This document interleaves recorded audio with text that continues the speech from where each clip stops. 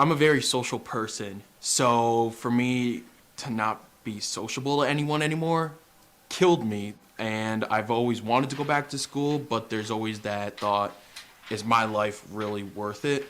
Like going back to school. And in the long run, I was like, it's not, so I have to learn at home. This has been going on for now 7 years. Started in 5th grade. I was in school and I started feeling pains in my chest.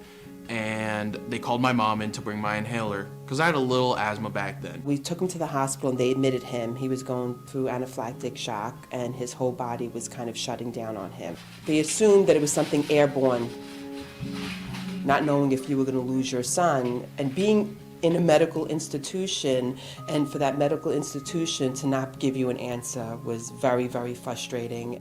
It got so bad in middle school to the point where he had to be homeschooled. We found out what it was in 8th grade.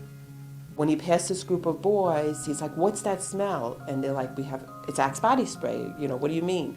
And he's like, "That's what it is. That's exactly what it is." About 30% of the population has allergies in general, so to some degree they are sensitive to fragrances and fumes. There's a smaller subset, probably about 5 to 10% of the population that is extremely sensitive to them. Over the last several decades, manufacturers have started to put a lot of chemicals into these fragrances and products. The technical name for them is volatile organic compounds. And what they do is they help the fragrance to stay in the air longer, and they've actually been shown to be harmful to health.